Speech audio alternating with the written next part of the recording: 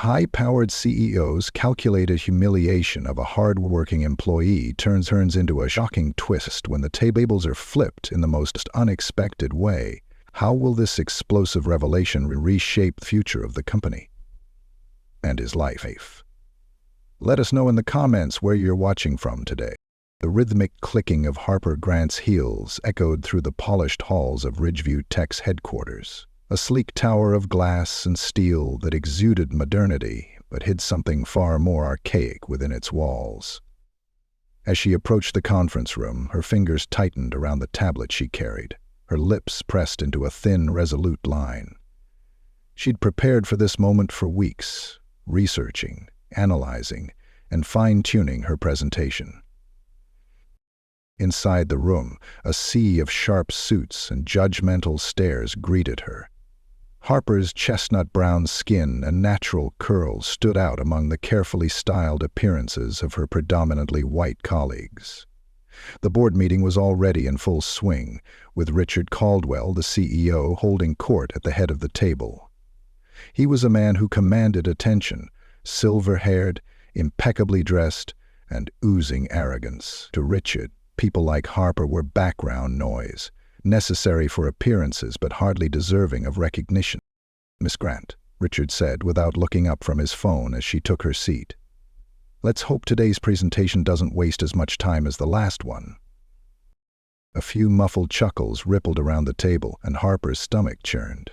She fought the urge to snap back and instead inhaled deeply, forcing a calm expression. "Of course, Mr. Caldwell," she replied evenly. "I assure you this will be worth everyone's time." The presentation began, and Harper expertly outlined her proposal for improving the company's declining customer retention rates. Slide after slide showcased her research, bold solutions, and the financial benefits they could reap. As she spoke, she made eye contact with several board members who nodded in approval.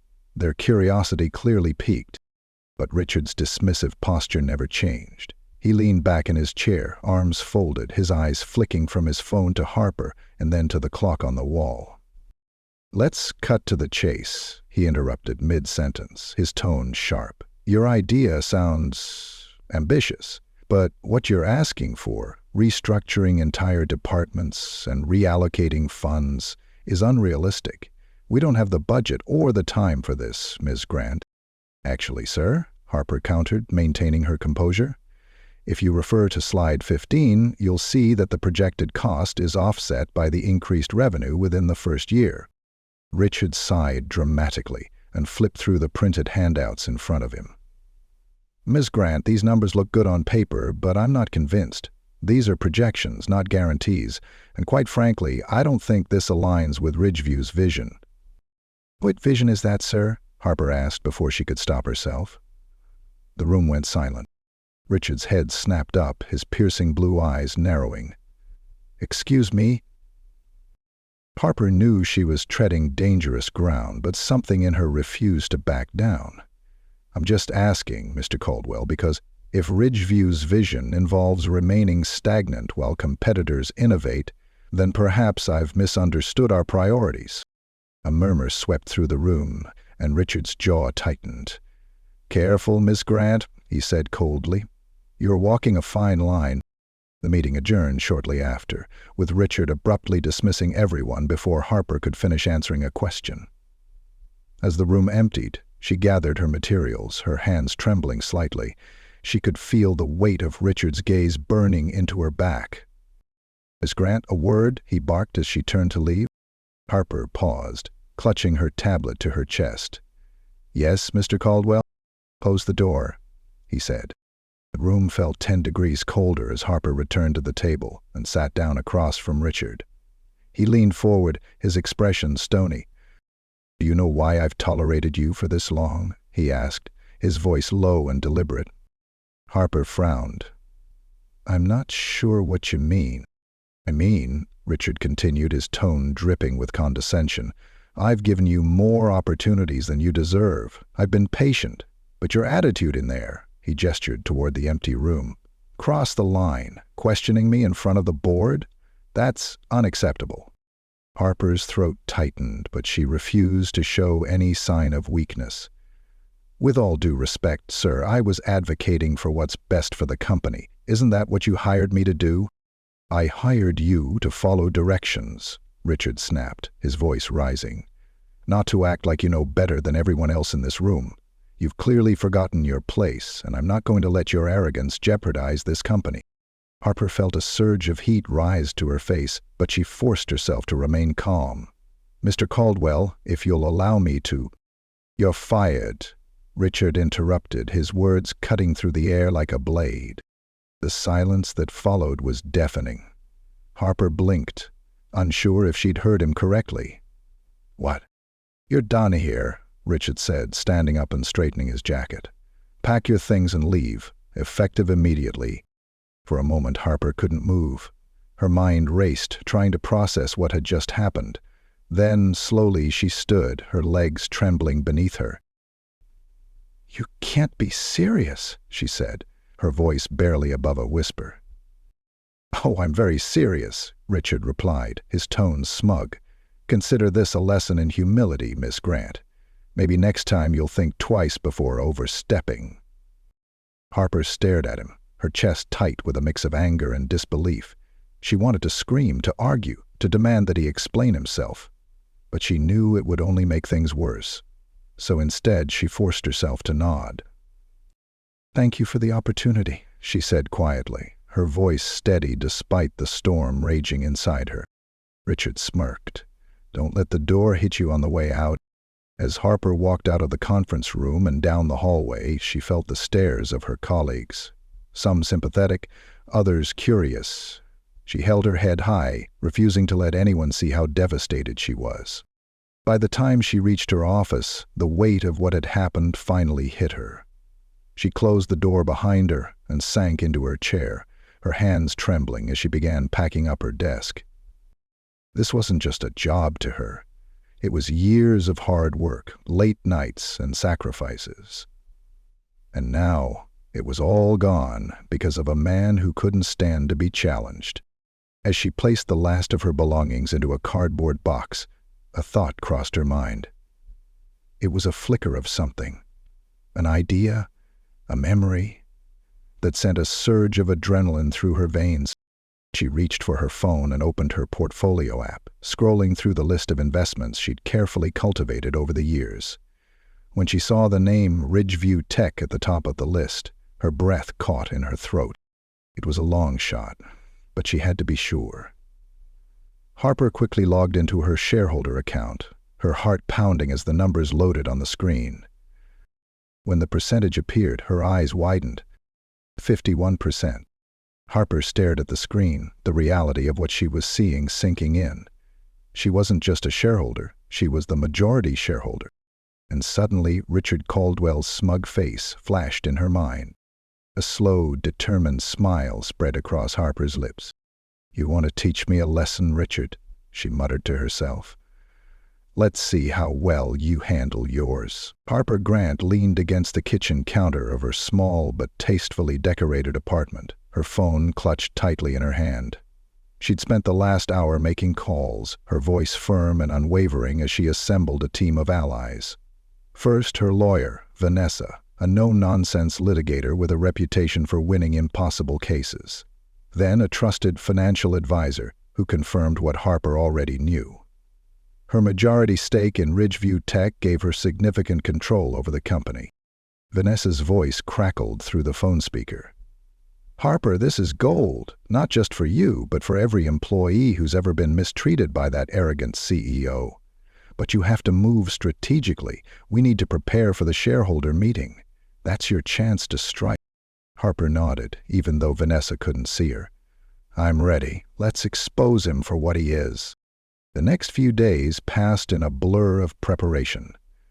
Harper pored over company documents, shareholder agreements, and minutes from past board meetings. Her meticulous nature, the very trait Richard had mocked, was now her greatest weapon. At Ridgeview Tech, Richard Caldwell remained blissfully unaware of the storm brewing. He strutted through the halls, basking in the power he believed was his alone. His decision to fire Harper had earned him approving nods from a handful of sycophantic executives, though most employees avoided eye contact. To Richard, their silence was a sign of respect.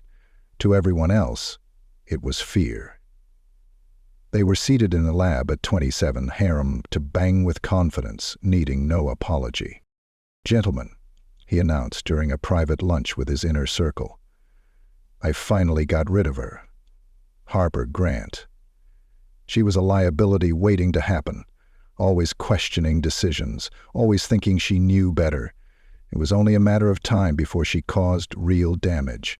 One of his yes-men laughed nervously. "You think she'll cause any trouble?" Richard waved a dismissive hand. "Please, she is powerless now.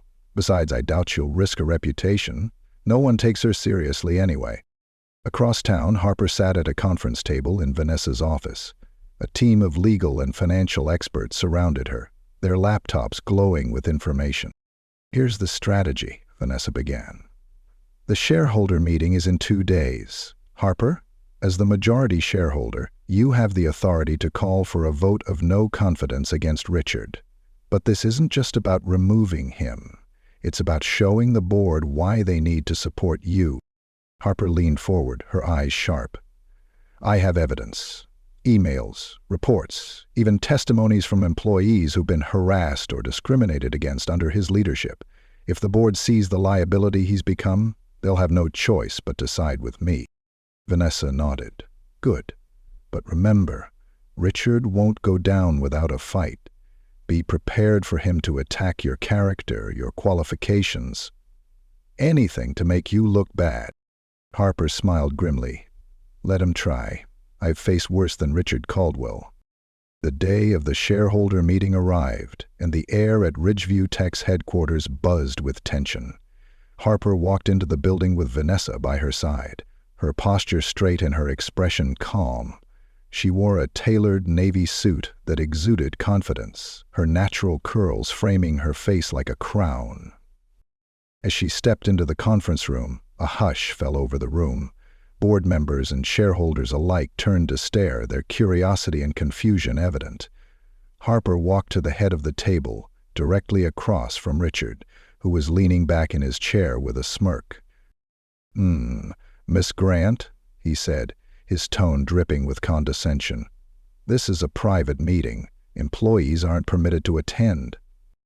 Harper set her bag on the table and pulled out a neatly organized folder. "I'm not here as an employee, Mr. Caldwell," she replied, locking eyes with him. "I'm here as the majority shareholder." The room erupted into murmurs and gasps. Richard's smirk faltered for the briefest moment before he recovered, his jaw tightening. "That's impossible," he said, his voice low and dangerous. "Check the records," Harper said calmly. "I own 51% of Ridgeview Tech, and as the majority shareholder, I've called for a vote of no confidence in your leadership." The murmurs grew louder as Richard's face turned red. "This is absurd," he snapped, slamming his hand on the table. "You think you can waltz in here and take over my company? You don't know the first thing about running a business at this level." Harper didn't flinch. "I know enough to recognize poor leadership when I see it, and so does everyone in this room." Vanessa stepped forward, placing a stack of documents on the table. "Ladies and gentlemen, these are just a few examples of Mr. Caldwell's mismanagement. Inflated budgets, discriminatory hiring practices, and a toxic workplace culture that has cost this company millions in turnover and legal fees. We also have evidence of his attempts to suppress employee complaints and retaliate against those who speak out." The board members exchanged uneasy glances, and one of them, a middle-aged woman named Evelyn, cleared her throat. "Is this true, Richard?" Richard scoffed. "Of course not. This is a smear campaign orchestrated by a disgruntled former employee." "Disgruntled?" Harper said, her voice steady. "You mean the woman you fired without cause because she dared to challenge you in a board meeting? Or do you mean the dozens of employees whose complaints you buried to protect your ego?" Evelyn's eyes narrowed. "Dozens?" Vanessa nodded. "We have signed statements from multiple employees who've experienced harassment and discrimination under Mr. Caldwell's leadership. And if that's not enough, we're prepared to go public with this information." Richard's face turned an even deeper shade of red.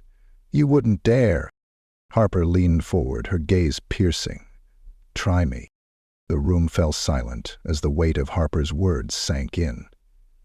Richard shifted uncomfortably in his chair, his usual bravado cracking under the pressure. Evelyn spoke again, her voice firm. "I think we've heard enough. As shareholders, it's our responsibility to act in the best interests of the company. I second the motion for a vote of no confidence." One by one, the other board members voiced their agreement. Richard looked around the room, his desperation growing with each passing moment. "This is a mistake," he said, his voice shaking. "You're throwing away everything I've built."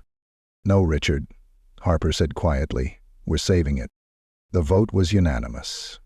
Richard Caldwell was officially removed as CEO of Ridgeview Tech. As the meeting concluded, Harper stepped out into the hallway, the weight of the past few days finally lifting off her shoulders. Vanessa clapped her on the back, a proud smile on her face. "You did it," she said. Harper nodded, a small smile forming on her lips. "We did it, but this is just the beginning. There's a lot of work to do." She turned to look out the window, the city skyline stretching out before her. For the first time in years, she felt a sense of hope, not just for herself, but for the countless employees who deserved better. "Time to rebuild," she murmured. The office buzzed with quiet energy as Harper Grant stepped into her new role as interim CEO of Ridgeview Tech. It had been only a week since Richard Caldwell's removal, but the changes were already palpable. The once tense and oppressive atmosphere had begun to shift. Employees walked the halls with cautious optimism, their shoulders a little less hunched, their smiles a little less forced. Harper's first priority was clear: rebuilding trust within the company. Standing at the head of the same conference room where she had once been humiliated, she addressed a room full of department heads. Her voice carried both authority and empathy, her words carefully chosen to resonate with the people who had endured years of toxicity. "Let me be clear," Harper began, her gaze steady as it moved across the room. "This is not just about changing leadership. It's about changing the culture of this company. Ridgeview Tech has been plagued by systemic issues for far too long, and it's time we confront them head-on. Every employee deserves to feel valued, respected, and heard. And under my leadership, that's exactly what will happen." The room erupted into applause. For the first time in years, the people at Ridgeview Tech felt hope. Real, tangible hope that things could change. Meanwhile, Richard Caldwell sat in his sprawling mansion, nursing a glass of bourbon and stewing in his defeat. The media had pounced on his removal, painting him as a cautionary tale of hubris and arrogance. Headlines like, "Fired CEO faces fallout from scandal," and "Racial bias topples tech titan," plastered every major news outlet. His phone buzzed on the marble countertop, the screen lighting up with yet another missed call from his publicist. Richard ignored it, his jaw tightening as he scrolled through the comments on one of the articles. The words "justice served" and "good riddance" cut deeper than he cared to admit. "Ungrateful idiots," he muttered to himself, tossing the phone aside. But deep down, a nagging voice whispered that Harper had been right all along. The company hadn't failed him. He had failed the company. Back at Ridgeview, Harper made good on her promises. One of her first acts as CEO was to hold an open forum for employees, inviting them to share their experiences and concerns. The meeting was held in the company's largest auditorium, and it was standing room only. Harper stood at the podium, microphone in hand, as one employee after another came forward to speak. "I've been with this company for 10 years, said Maria, a marketing manager in her 40s. "And for most of that time, I've felt invisible. Promotions always went to less qualified people, usually men, while my ideas were dismissed or outright stolen. Thank you for giving us a chance to be heard." Harper nodded, her chest tightening with a mix of anger and determination. "Thank you for sharing, Maria. I promise you, This company will no longer ignore the contributions of its employees. We will implement systems to ensure accountability and equity." Another employee, a young software engineer named Andre, stepped up to the microphone next. "I just want to say thank you," he began, his voice trembling slightly. "For the first time, I feel like someone actually cares about us. It gives me hope." The applause that followed was thunderous, and Harper felt a lump rise in her throat. This was why she had fought so hard. Behind the scenes, Harper worked tirelessly to overhaul the company's policies. She implemented mandatory bias training, established a diversity and inclusion committee, and created a whistleblower program to protect employees who reported misconduct. She also reached out to former employees who had left due to the toxic environment, inviting them to return and contribute to the company's new direction. She started a legal battle. One of those employees was Jenna Price, a brilliant product designer who had been driven out by Richard's discriminatory practices. When Harper called her personally, Jenna was initially skeptical. "Why should I come back?" Jenna asked. "I loved my job, but I left because Ridgeview made it impossible for people like me to succeed." "I understand your hesitation," Harper replied. "But this is a new Ridgeview. I'm not asking you to trust the company. I'm asking you to trust me. Help me rebuild this place into something we can all be proud of." After a long pause, Jenna sighed. "Okay, I'll give it a shot. But I'm holding you to your word, Harper." Harper smiled. "You won't regret it." As weeks turned into months, Ridgeview Tech began to transform. The company's reputation, once tarnished by scandal, slowly began to recover. Employees who had once dreaded coming to work now felt a renewed sense of purpose. Productivity increased, and so did morale. One day, Harper stood in the lobby, watching as employees filtered in for the morning shift. There was laughter, camaraderie, and a buzz of energy she had never seen before. Vanessa joined her, a proud smile on her face. "You've done it, Harper. You've turned this place around." Harper shook her head modestly. "Not just me. It took all of us, the employees, the board, the new leadership team. It's a collective effort." Vanessa raised an eyebrow. "You don't have to be so humble, you know. You deserve this." Harper smiled but said nothing. For her, the true reward was seeing the difference she had made. Months later, Harper attended her first major shareholder meeting as CEO. The room was packed, with investors eager to hear how Ridgeview had managed to rebound so quickly. Harper stood at the podium, her heart pounding as she addressed the crowd. "Good morning, everyone," she began, her voice steady. "When I took on this role, I knew the road ahead would be difficult. Ridgeview was at a crossroads, and we had to make a choice: continue down the path of complacency or fight for something better. I'm proud to say we chose the latter." She outlined the company's achievements: improved employee satisfaction, increased revenue, and groundbreaking innovations that had put Ridgeview back on the map. The room erupted into applause, and Harper felt a surge of pride. As she stepped down from the podium, she caught sight of Richard standing at the back of the room. He looked older, his once confident demeanor replaced by something more subdued. Their eyes met, and for a brief moment, neither of them moved. Then Richard gave a small nod, almost imperceptible, before turning and walking away. Harper watched him go, a mix of emotions swirling within her. There was no gloating, no satisfaction in his downfall, just a quiet resolve to keep moving forward.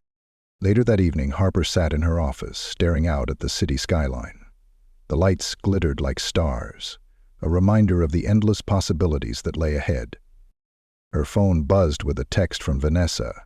"Congratulations, boss, you've earned this." Harper smiled and typed a quick reply. "We all have." As she leaned back in her chair, Harper allowed herself a rare moment of reflection. The journey had been exhausting, but it was worth every sacrifice. Ridgeview Tech was no longer just a company to her. It was a symbol of what could be achieved when people stood up for what was right. And she wasn't done yet. There was still work to be done, challenges to overcome, and a future to build. But for the first time in a long time, Harper felt ready to face it all. Act 3 ends with Harper looking out at the city, a quiet smile on her face, as the camera pans out to show Ridgeview Tech's headquarters glowing in the night, a beacon of change and hope.